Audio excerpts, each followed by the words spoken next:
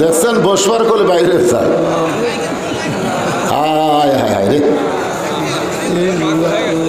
হ্যাঁ, যারা দরজায় আশেপাশে দাঁড়িয়ে আছেন সবাই মাহফিলের ভিতরে এসে বসেন। এত রাত পর্যন্ত আপনারা বাইরে থাকেন কেন? রাত কি কম হয়েছে? অনেক রাত। শীতের মধ্যে দাঁড়ানোর চাইতে বসলেই মজা বেশি, ঠিক না? এত সুন্দর ব্যবস্থা, বাতাস ঢোকার কোনো চান্সই নেই, মনে হয় একটা ঘর বানাইছে। আমি এতক্ষণ ঘরের মধ্যে ছিলাম, যে শান্তি, এখানে এসে দেখলাম একই শান্তি। এত সুন্দর ব্যবস্থাপনা করার পরেও যদি আপনারা বাহিরে ঘোরেন, রাত তো আর কম হয়নি। আমি মাগরিব থেকে একটা মাহফিল করলাম জোড়া মাদ্রাসায়। এখানে যে লোক আপনারা আছেন এর চাইতে 50 গুণ লোক বেশি। কত গুণ? সে হাজার হাজার লোকের মধ্যে বাস করে আইসা এই কয়জন লোক, তাও যদি আবার বেসাইজা হন তাহলে ওয়াজ হবে। এই জন্যে যারা এখনো আজকে কিন্তু সাউন্ড ছাড়া পোলাদা হবে, যখন পোলাদা হবে তখন কোনো শব্দ করা যাবে না।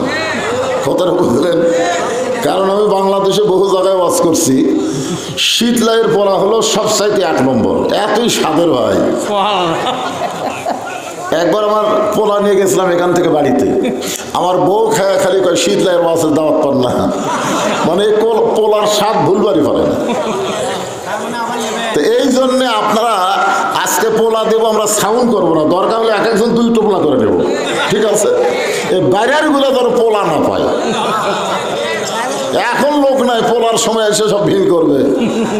এজন্য যারা বাহিরে আসেন আল্লাহর রাস্তে কোরআনের মাহফিল এসে বসেন আর জিকির করেন লা ইলাহা ইল্লাল্লাহ।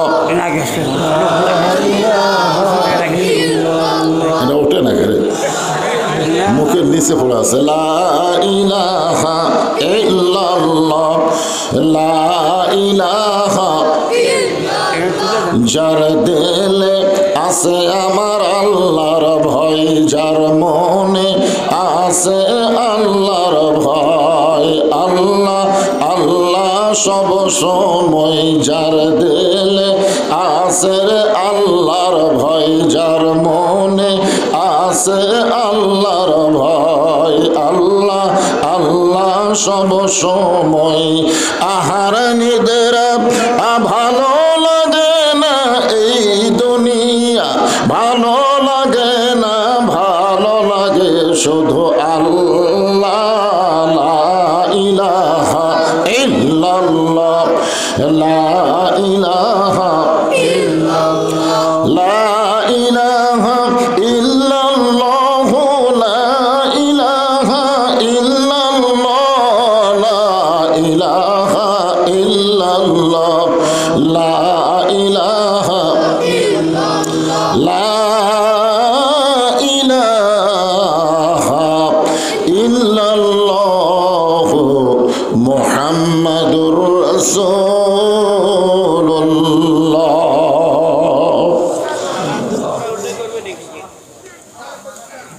যে রাসূলের মহব্বতে সবাই জবান খুলে বলেন সাল্লাল্লাহু আলাইহি ওয়াসাল্লাম। শীতলাই মসজিদ, মাজার এবং মক্তব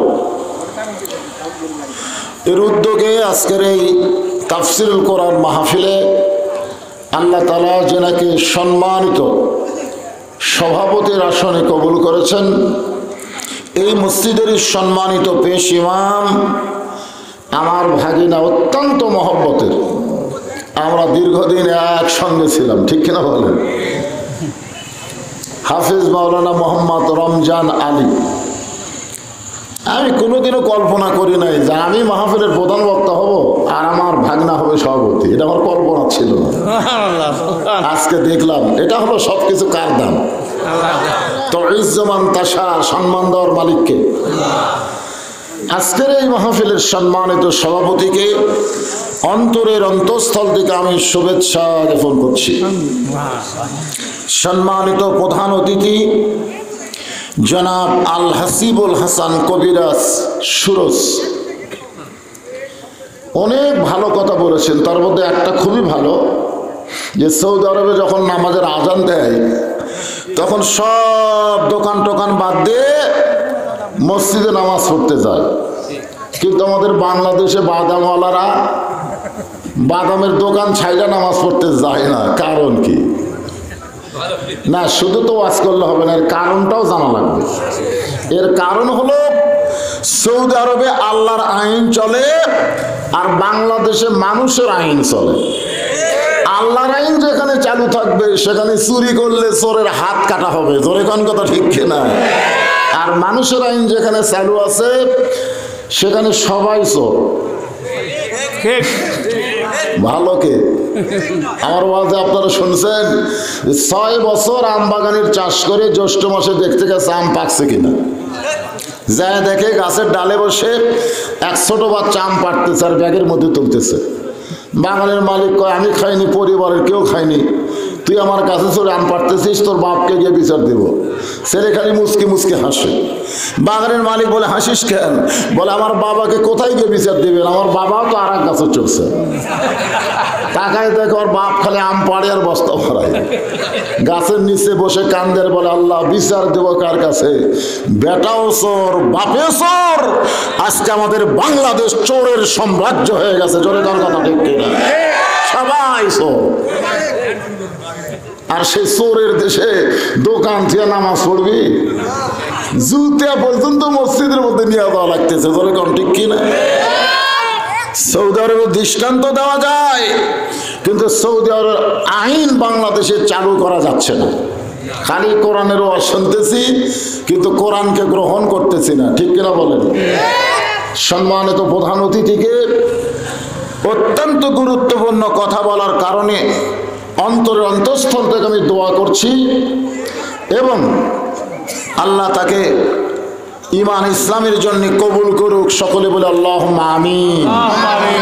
আজকের মাহফিলের বরেণ্য অতিথি জনাব আলহাজ আব্দুল মান্নান মেয়র সাহেব মনে হয় আসেনি? আচ্ছা ঠিক আছে। আমন্ত্রিত অতিথি জনাব আলহাজ মোহাম্মদ আব্দুর রশিদ লালু। এছাড়া আমরা দেখছি, আমি এখানে দেখলাম লালু কেমনে নাম হলো? এই তো কালু হওয়ার কথা। কারণ আমি ছোটবেলায় আমার দাদা আমার ডাক্তার কালু বলে, মানে ছোটবেলায় কালু কইলে আমি খুব একটা রাগ করিনি, কিন্তু একটু যখন বড় হয়েছে তখন কালু শুনলে খারাপ লাগে। কে রে? তা আসলে আব্দুর রশিদ কি লালু হবি না কালু হবি? আমার কথাই বুঝতেছেন না? লাল না কালো, কিন্তু লালু। যাক আলহামদুলিল্লাহ। আজকের এই মাহফিলের সম্মানিত বিশেষ অতিথিবৃন্দ সকলকেই অন্তরের অন্তঃস্থল থেকে আমি শুভেচ্ছা জ্ঞাপন করছি। সম্মানিত ওলামায়ে কেরাম, যে সমস্ত আলেমেরা মাগরিবের নামাজের পর থেকে রাত্রি 10টা পার পর্যন্ত কোরআন হাদিসের আলোকে অত্যন্ত গুরুত্বপূর্ণ আলোচনা করলেন, বিশেষ করে আমার ছোট ভাই কাহালু ফাজিল মাদ্রাসার সম্মানিত অধ্যাপক মৌলানা আবুল কালাম আজাদ সাহেব অত্যন্ত গুরুত্বপূর্ণ আলোচনা করেছেন। আলেম ওলামা বক্তা সহ আমার সামনে যারা বসে আছেন, এই শীতের কঠিন তীব্রতা উপেক্ষা করে আরামের বাড়ি, আরামের ঘুম, বিশেষ করে ল্যাপ তোষকের মহব্বত এই সময় খুব বেশি, ঠিক কিনা বলেন? এগুলোর মহব্বত কলিজা থেকে বের করে যিনারা আমার সামনে বসে আছেন, আমি আমার অন্তরের অন্তঃস্থল থেকে আপনাদের সবাইকে শুভেচ্ছা জ্ঞাপন করছি। সম্মানিত মা বোনেরা, পর্দার অন্তরালে বসে বসে যারা আলোচনা শুনতেছেন তাদেরকে শ্রদ্ধা জ্ঞাপন করে এই মুহূর্তে জানতে চাচ্ছি আপনারা সকলে কেমন আছেন? আলহামদুলিল্লাহ রব্বিল আলামিন। যে আল্লাহ শারীরিক সুস্থতা দান করে মানসিক প্রশান্তি লাভের জন্য আজকের এই জান্নাতের বাগানে কবুল করেছেন, খুশি না বেজার? তাহলে জবান করে সকলেই বলবো রব্বানা লাকাল হামদ হামদান কাসীরান তাইয়িবান মুবারাকান ফীহি।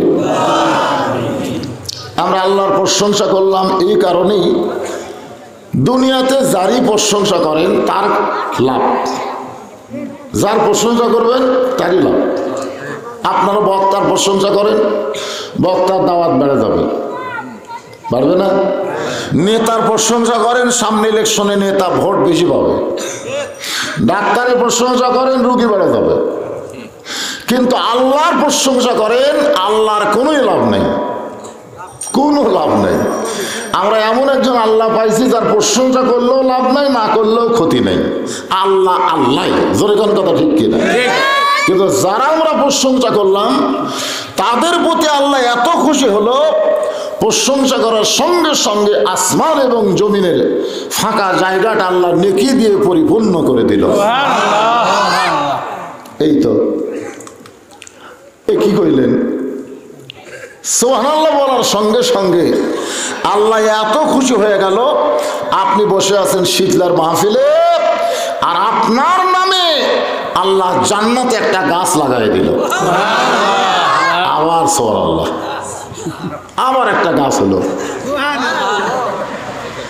সেই কি ইউক্যালিপটাসের গাছ নাকি? খালি লম্বা হই, ডাল ফলা নাই। অল্প জায়গার মধ্যে বেশি গাছ লাগান, ইউক্যালিপটাস, কোনো লাভ নাই। ওই জমির চা আছে সব খাইয়া ওই বড় হয়, জলে কোন কথা ঠিক কিনা? কিন্তু আল্লাহ তাআলা সুবহানাল্লাহ বলার কারণে এমন একটা ফলবান বৃক্ষ দান করবে, যে বৃক্ষের ছায়া অতিক্রম করতে একটা তাজা ঘোড়া 500 বছর দৌড়ান লাগবে। তাহলে এত বড় বড় গাছ আপনার নামে আল্লাহ লাগাচ্ছে, তাহলে জান্নাত না কত বড়? আল্লাহ রাসূল বলেছেন, জাহান্নাম খাটার পরে একেবারে দোজক খাইটা, জাহান্নাম খাইটা কয়লা হইয়া একটা নদীতে গোসল করার পরে তাকে আবার সুন্দর আকৃতি দেওয়া হবে। ওই আকৃতি দেওয়ার পরে যে জান্নাত দিবে, সেই জান্নাত পৃথিবীর চাইতে 9 গুণ বড় হবে। জোরে কোন সুবহানাল্লাহ। তাহলে বেশি গাছ হলে কি সমস্যা আছে? আলহামদুলিল্লাহ। আমরা আল্লাহর প্রশংসার সাথে সাথে আল্লাহ ভাগ্য গুণে আমাদেরকে এমন একটা নবী দিয়েছেন। এই মাসটা হচ্ছে রজব মাস। এই মাস চাঁদ ওঠার সাথে সাথে রাসূল একটা দোয়া করতেন, আল্লাহুম্মা বারিক লানা ফি রজাবা ওয়া শাবান ওয়া বাল্লিগনা রমাদান।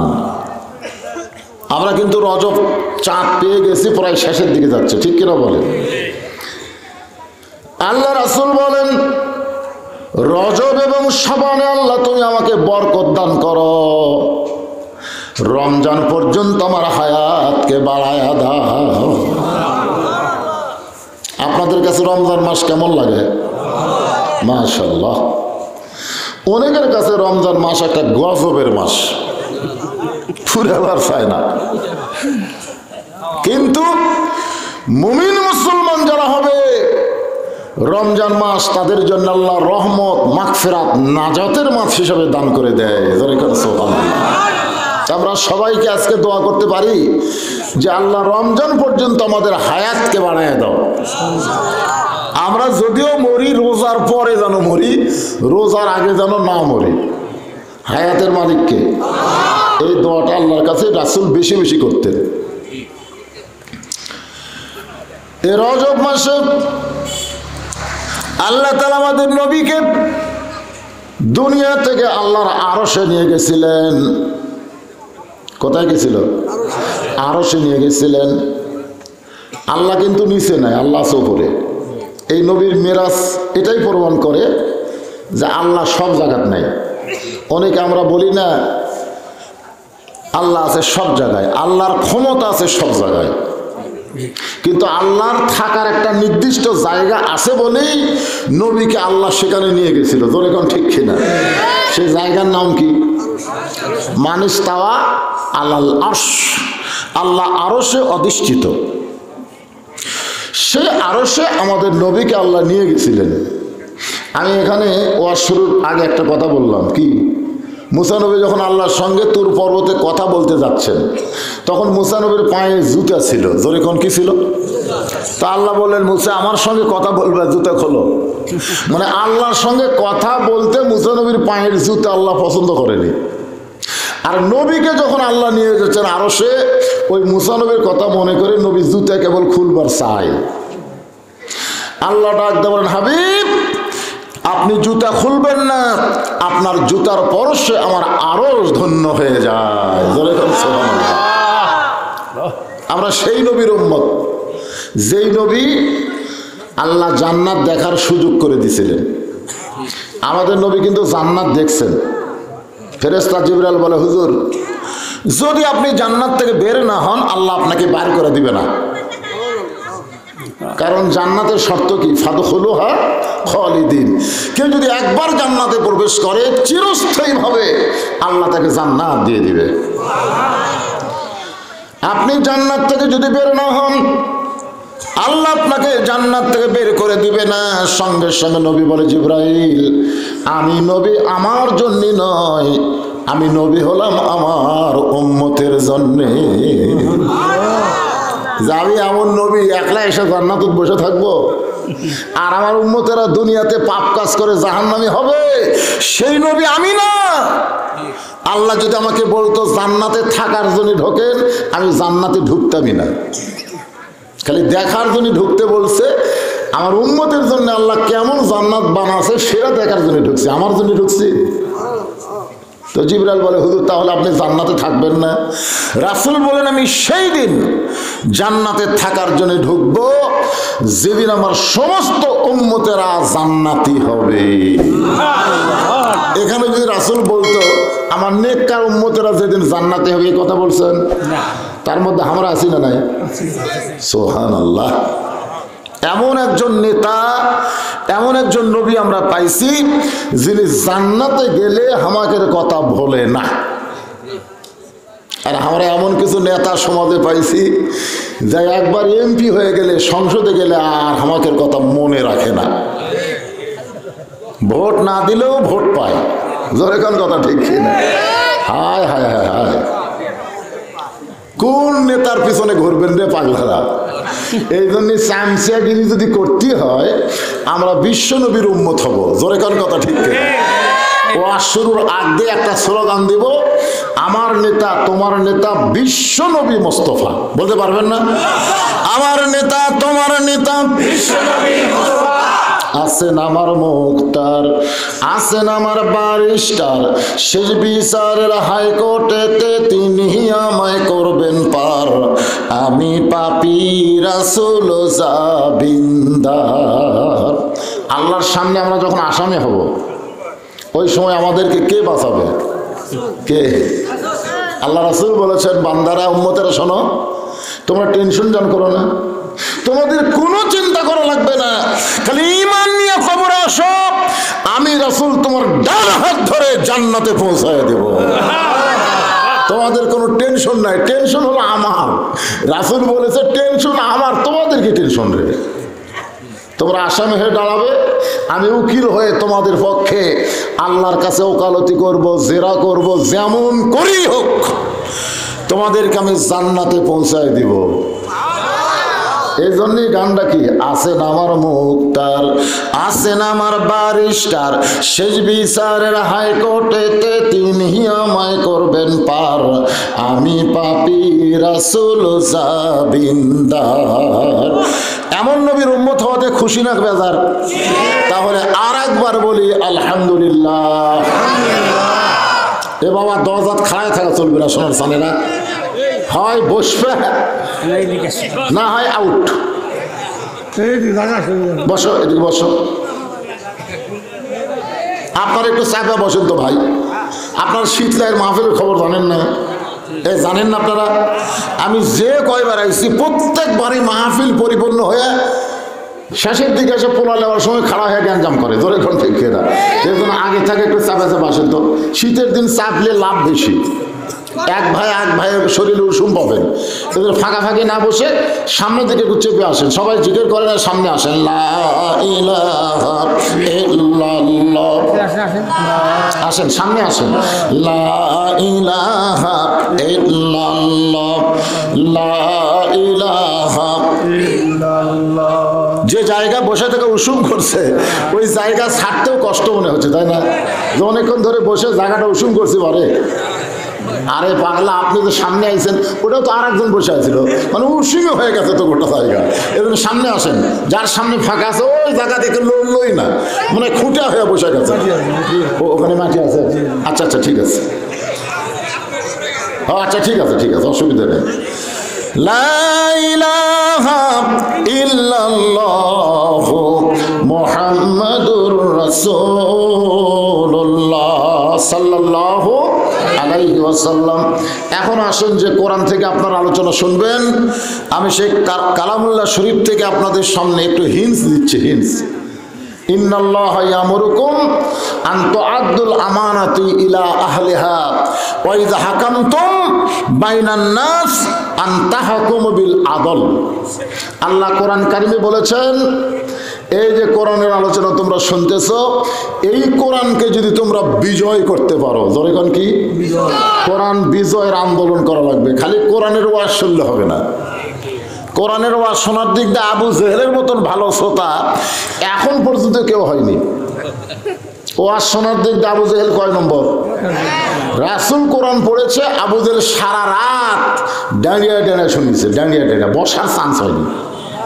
সকালবেলাতে গল্প করছে, এত সুন্দর কোরআনের বাণী, রাতটা কোন দিক দিয়ে গেল আমি বুঝবারই পারিনি। দেখছেন? তাহলে কোরআনের পক্ষে বলতেছে না বিপক্ষে? এত সুন্দর কোরআনের বাণী, রাতটা কোন দিক দিয়ে গেল বুঝবারই পারিনি। তা আবু সুফিয়ান বলেন, নেতা যেই কোরআন শুনতে রাত কোন দিক দিয়ে গেল বোঝা যায় না, সেই কোরআনকে গ্রহণ করলে অসুবিধা কি? শুনলেই যদি এত ভালো লাগে তাহলে সেটা ধরলে লিসেন করে দিন। হ্যাঁ, এইভাবে একবার ধরে খালি বুকর ঠেকান। কাবা ঘর ছুঁয়ে কোনো লাভ হবে না। আল্লাহর কোরআন স্পর্শ করলে কোরআনের উসিলে আল্লাহ তাকে হেদায়েত দিয়ে দিবে। জোরে কান সুবহানাল্লাহ। আবু জেলেরও তো কাবা ঘর তাওয়াফ করছে, ন্যাংটা হইয়া। জোরে কান কি হইয়া? ঠিক আছে। রাসূল যখন মক্কা বিজয় করলো, কাবা ঘরের দরজা খুলে দেখে 360টা মূর্তি। ওমর ফারুক কয়, সি সি সি, আল্লাহর ঘরের মধ্যে মূর্তি। রাসূল বলেন, সি সি করো না। আল্লাহর ঘরের আশেপাশে যদি মুসলমান না থাকে, কাফের বেঈমান মূর্তি ঢুকাবে। শীতলাই মসজিদের আশেপাশে যদি মুসল্লি না থাকে, তাহলে গোটা মসজিদ ধুলাই ভরে যাবে। ধরে কোন কথা ঠিক না? আক্কেলপুরে এক মসজিদে আসরে নামাজ পড়বার ঢুকে দেখি গোটা মসজিদে ধুলে, টাইফের লোকদের দেখি ধুলে। কে বলে? মঞ্জে সব ধুলে খেন, কে আজান দিয়ে আকামত দিয়ে হুজুর, কেউ আসে না। তো খামাকা ঝাড় দেখি করবো, গামছার 2 বাড়ি মারি, আমি একলা নামাজ পড়ি। মানুষের ঘাড়ত গামছা থাকে, গামছার 2 বাড়ি মারে পরিষ্কার করে একলা একলা নামাজ পড়ে। আপনারা কি মনে করতেছেন? কাবা ঘর আল্লাহর ঘর, আশেপাশে আল্লাহ ওয়ালারা না থাকলে কাবার মধ্যে মূর্তি ঢোকে, কিন্তু আল্লাহর কোরআনের ভিতরে কেউ কোনোদিন কিছু ঢুকাবার পারবে? কেন পারবে না?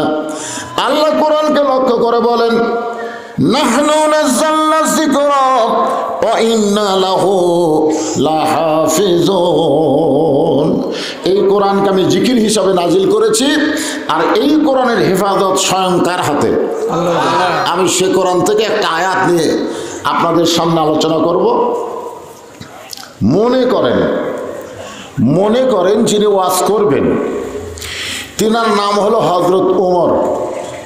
যিনি বক্তা হয়ে ওয়াজ করবেন তার নাম কি? হযরত ওমর। আর যারা ওয়াজ শুনবেন তারা হলেন নবীর সাহাবী।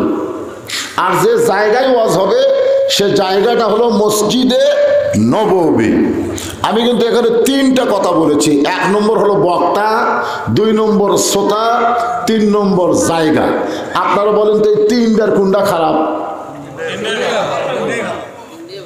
বক্তা হিসেবে ওমর ফারুক কেমন বক্তা? খালি মুখটা ভালো করে হবে।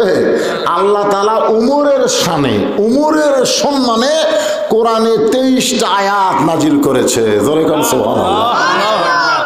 যে উমরকে লক্ষ্য করে রাসূল বলেছেন, আমার পরে কেউ যদি নবী হতো, লাউ কানা উমর, আল্লাহ উমরকে নবী বানায় দিত। আল্লাহ রাসূল বলেছেন, নবুয়তের দরজা বন্ধ হয়েছে বলে উমর নবী হওয়ার পারলো না, তবে নবী হওয়ার সব যোগ্যতা আল্লাহ উমরের মধ্যে দান করেছে। তাহলে বক্তালিয়া কোনো টেনশন নাই। এখন শ্রোতা, যারা ওয়াজ শুনবে তারা হলেন নবীর সাহাবী। আপনারা বলেন তো সাহাবীরা কেমন শ্রোতা? তাহলে ভালো করে হবে। কোরআন শরীফ বলতেছে রাদিয়াল্লাহু আনহুম ওয়া রাদু আন যালিকা লিমান খাশিয়া রাব্বা। আল্লাহ নবীর সাহাবী যারা বিনা হিসাবে জান্নাতি তারা। জোরে কোন সুবহানাল্লাহ। মানে নবীর সাহাবীদের কোনো হিসাব দেওয়া লাগবে না, আল্লাহ তাদের বিনা হিসাবে জান্নাত দিয়ে দিবে। তাহলে বিনা হিসাবে যারা জান্নাত পাবে তারা শ্রোতা হিসাবে কেমন? যে জায়গায় ওয়াজ হবে জায়গাটা হলো মসজিদে নববী। আপনারা বলেন তো জায়গাটা কিরকম? যেখানে 1 রাকাত নামাজ পড়লে আল্লাহ খুশি হয়ে 50,000 রাকাত নামাজের সওয়াব দেয়। 3টা জিনিসই ভালো। এখন ওয়াজ করবে হযরত ওমর, ইন্নাল্লাহা ইয়ামুরুকুম আন তুআদ্দুল আমানাতি ইলা আহলিহা ওয়া ইযা হাকামতুম বাইনান নাস আন তাহকুমু বিল আদল। মানুষের মধ্যে কাউকে যখন বিচারক করা হবে, সেই বিচারক নিজের ইচ্ছা মতো বিচার করলে চলবে না, বিচার করতে হবে আল্লাহর আইন দিয়া। কারণ বিচারক বিচারপতি না, আসল বিচারপতি হলেন আমার আল্লাহ। আপনার বলেন তো এই যে আজাদ সাহেব হয়ে গেল, কয়দিন জেলের মধ্যে বন্দী হয়েছিল? আমি কিন্তু ঘরের মধ্যে তাই শুনলাম। কি অপরাধে তাকে ধরলো, কেন এতদিন জেলের মধ্যে ছিল, উনি নিজেও হয়তো জানে না। কথা কন ঠিক কিনা? আজকে বাংলাদেশে জালেমদের জামিন হয়, আলেমদের জামিন হয় না। কিছুদিনের মধ্যে আপনাদের পাশে একজন তরুণ ওয়াইজিন আসবে, দীর্ঘ 30 মাস তিনি অন্যায়ভাবে জেলের মধ্যে বন্দী ছিল। তার নাম হলো আমির হামজা। তোর এখন কথা ঠিক কিনা? মালদা আসলেই বুঝবেন কেমন বক্তা। এমনি কথা হবে না, আগে টেজে আসুক তখন বুঝবেন এই মালটা কি, কোন অপরাধে সরকার তাকে জেলে বন্দি করছিল, তখন আপনারা বুঝবার পারবেন। আসবে না? হ্যাঁ ইনশাআল্লাহ। ইনশাআল্লাহ আল্লাহ তৌফিক দান করুন। 11ই ফেব্রুয়ারি দিনের বেলায় মাহফিল। অবশ্য আমিও আছি না? আমরা তো কিছুই না, কাম করবি ওই আমরা খালি সার্ভিস দিয়ে। আলহামদুলিল্লাহ। যে আয়াতে কারিমা তেলাওয়াত করলাম এরই উপরই কথা হবে, খুব খেয়াল করে শুনবেন। আয়াতটার বাংলা অর্থ কি? যে বিচারকের আসনে কেউ যদি বসে সে কিন্তু বিচারপতি না, আসল বিচারপতি কে? তাহলে বিচারকের চেয়ারে বসে কার আইনে বিচার করা লাগবে? আল্লাহর আইনে বিচার করা লাগবে। আর বাংলাদেশে মানুষের আইনে যারা বিচার করতেছে এরা হাসরের ময়দানে আসামের কাঠগড়ায় দাঁড়ান লাগবে। জোরে কোন কথা ঠিক কিনা? কি অপরাধ কি? ভোটের আগে আলুর বাগুড়ের মধ্যে লুকা থাকা লাগলো, বাসার তলে ঘর বানান লাগলো, 3 তলা 2 তলা বাড়ি বাদ দিয়ে কি অপরাধ? আপনারা মনে করতেছেন তার বিচার হবে না? হ্যাঁ জোরে কোন আর বিচার হবে না? পই পই পই পই করে প্রত্যেকটা বিষয়ের উপরে আল্লাহ বিচার করবে। একটু মনোযোগ দিয়ে শোনেন। ওমর ফারুক যখন আলোচনা শুরু করেছে, সাহাবীরা যখন পাগলের মতন আলোচনা শুনতেছে, এমন সময় হযরত ওমর তাকায় দেখে পিছনে একজন সাহাবী দাঁড়িয়ে আছেন, পিছন দিকে একজন সাহাবী দাঁড়িয়ে আছেন। ওমর ফারুক বললেন, এজলেস, বসো। যেরকম আমি আপনাদের বলতেছি বসেন। ওমর ফারুক বললেন, এজলেস ইয়া সাহাবী, বসো। সাহাবী বলতেছে, বসতে আসি নাই, বসতে আসি নাই, আমি আপনাদেরকে একটু ওয়াজ শোনাবার চাই। ওমর ফারুক ওয়াজ করতেছে, আমি বসবার আসিনি হুজুর, আমি একটু আপনাদের ওয়াজ শোনাবো।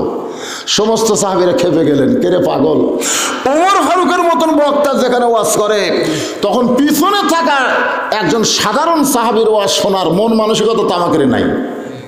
মানুষ যাই বলুক, কিয়ামত পর্যন্ত বাংলার জমিনে আল্লামা সাইদি হুজুরের মতন বক্তা হবে? যাই বলুক, আমরা যারা বক্তা আমরা তো জানি 1 থেকে মানুষ 100 পর্যন্ত গুনবার পারে। 1 থেকে মানুষ কোন পর্যন্ত গনে? 100 পর্যন্ত গনে। আল্লামা সাইদি 100 পর্যন্ত পৌঁছে গেছে, আর আমরা কেবল 6-7-এর মধ্যে আছি। আমি কেবল 6-7-এর মধ্যে আছি। 38 বছর ওয়াজ দেয় কয় 7-এর মধ্যে? আর উনি কোথায়? 100। কিয়ামত পর্যন্ত বাংলার জমিনে এমন তাফসীর কারক, এমন মুফাসসির, এমন বক্তা আর তৈরি হবে না। কাজী নজরুল ইসলাম চলে গেছে, ওই কবি আর বাংলার জমিনে তৈরি হবে না। জোরে কর কথা ঠিক কি না? অথচ তার অবস্থা কি? আমরা গানের মধ্যে বলি, আল্লামা সাইদি তুমি মরনি, শহীদ হয়েছ আমরা এটাই জানি।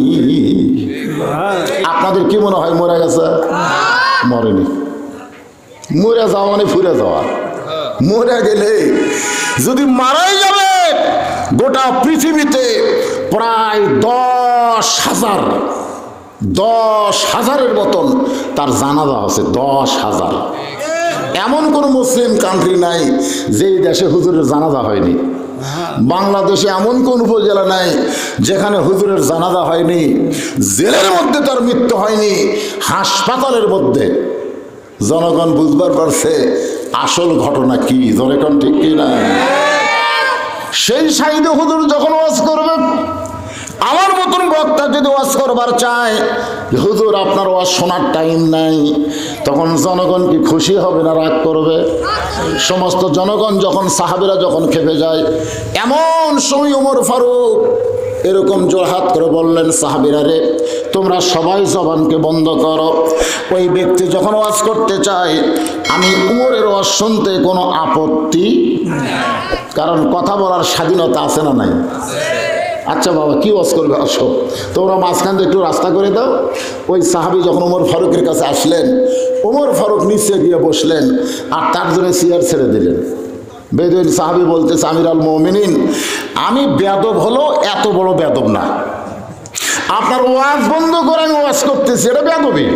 কিন্তু তাই বলে আপনার চেয়ারে আমি বসে ওয়াজ করবো, এত বড় বেয়াদব আমি না।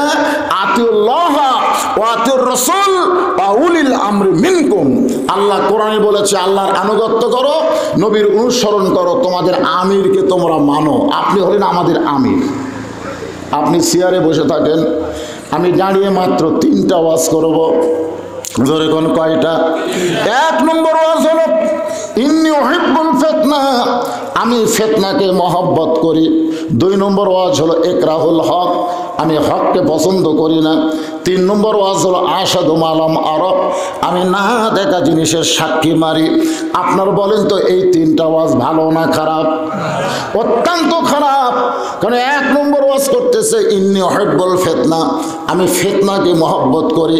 আল্লাহ রাসূল বলেছেন আল ফিতনা তো আশাদ্দু মিনাল কতল, ফিতনা হলো কতলের চাইতেও মারাত্মক গুনাহ। আল ফিতনা তো আশাদ্দু মিনাল জিনা, ফিতনা হলো জিনার চাইতেও শক্ত গুনাহ। আর সেই ফিতনাকে বলতেছে আমি মহব্বত করি। 2 নম্বর ওয়াজ হলো ইকরাহুল হক, আমি হককে পছন্দ করি না। অথচ আল্লাহ কোরআনে বলেছেন ওয়াতাওয়াসাউ বিল হক, হকের কথা বলা লাগবে। আল্লাহ বলেছেন কুল জাল হক ওয়া যাহাকাল বাতিল ইন্নাল বাতিলা কানা যাহুকা। জীবন যাবে কিন্তু হক বাদ দিয়া বাতিলের সঙ্গে আপোষ করা যাবে না।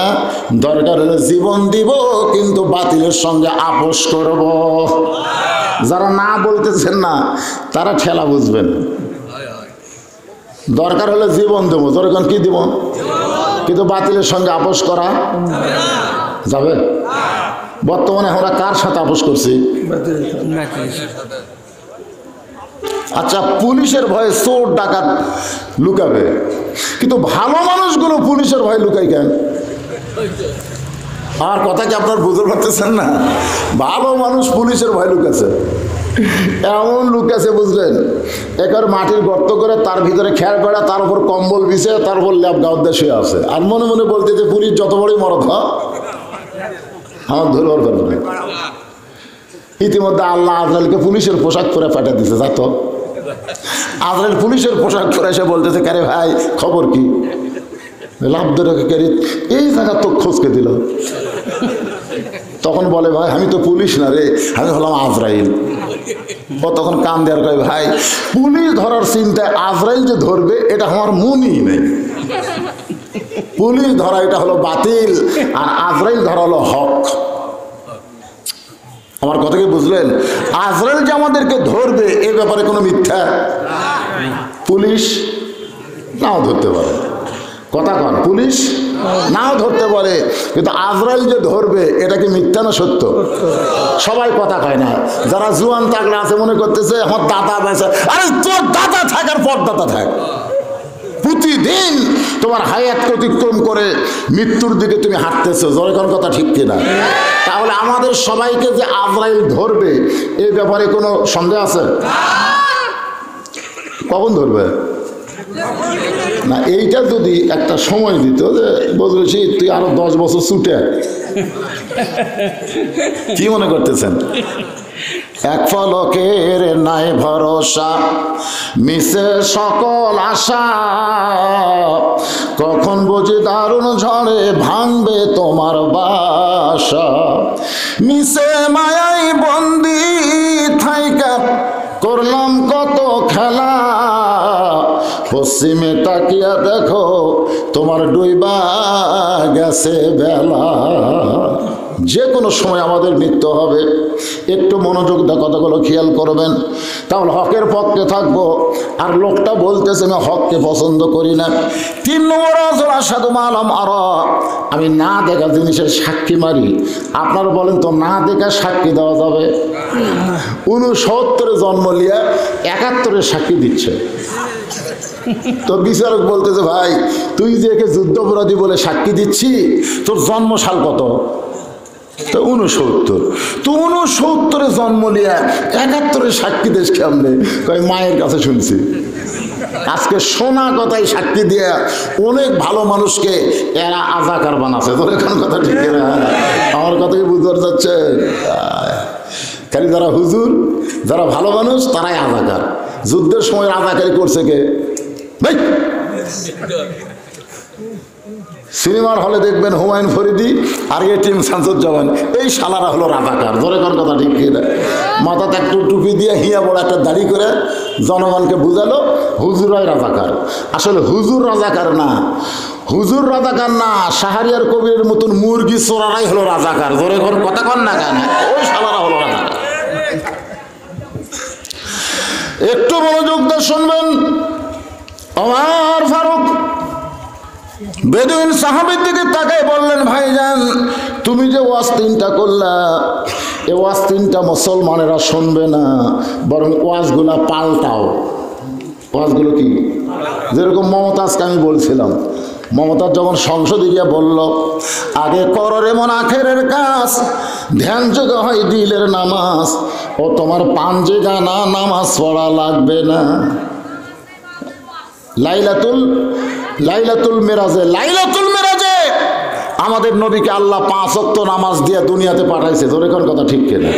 আর এই শালা পাগলি কি কয় পাঞ্জে গানা নামাজ পড়া লাগবে না। ওরে শরীয়তের মাওলানা চোখ 2টা করলা কানা, কোরআন হলো 90 পারা, তোমরা খুঁজা পাইলা না। আপনারা বলেন তো কোরআন কয় পারা? আর এই মমতাজ কি কয় 90 পারা। এইবারে কিন্তু এমপি হয়েছে। আমি যখনই শুনছি মমতাজ হওয়ার পারেনি, সাথে সাথে 4 রাকাত। আল্লাহ আল্লাহর মার দুনিয়ার বার। ধরে কোন কথা ঠিক কিনা ভাইজান? 90% মুসলমানের দেশে 5 ওয়াক্ত নামাজ পড়া লাগবে না। সংসদের মধ্যে এমন গান গাওয়ার পরেও এতগুলো সদস্য কেউ তার বিরুদ্ধে প্রতিবাদ করলো না। কিন্তু ওমর ফারুক বললেন এই 3টা ওয়াজ মুসলমান সমাজের মধ্যে চলবে না। বেদিন সাহাবী বলতেছে আমার ওয়াজগুলো ঠিক আছে, কিন্তু আপনারাই বুঝবার পারেন নাই। যেই বলছে আমার ওয়াজ 3টা ঠিক আছে, আপনারাই বুঝবার পারেন নাই। সাথে সাথে ওমর ফারুক তাকায় দেখে প্রত্যেকটা সাহাবী চোখ লাল করছে ধরার জন্যে। কি করার জন্যে? আচ্ছা সমস্ত সাহাবী মিলে দুজন ধরে ওই বাঁচবি। ওমর ফারুক সমস্ত সাহাবীর করাল গাছ থেকে গণপিটুনি থেকে বাঁচানোর জন্য বেদুইন সাহাবীকে হেফাজত করলেন। হেফাজতে জেল দিলেন। জেলের নাম হলো হেফাজত। জোরে কারণ জেলের নাম কি? ফখরুল ইসলাম আলমগীরকে যখন গ্রেফতার করলো, মির্জা আব্বাসকে যখন গ্রেফতার করলো, তখন এক পুলিশ কমিশনারকে বলা হলো এইগুলা ভালো মানুষকে গ্রেফতার করে জেলত নিয়ে যাচ্ছেন কেন? তখন পুলিশ বলতেছে তাদের গ্রেফতার করছি হেফাজতের জন্যে। জোরে কারণ কিসের জন্যে? হেফাজত। হেফাজত বোঝেন? বাড়া থাকলে বহু টেনশন, বহু টেনশন। আসলে হেফাজত করার জন্য বেদুইন সাহাবীকে ওমর ফারুক জেলখানায় বন্দি করলেন।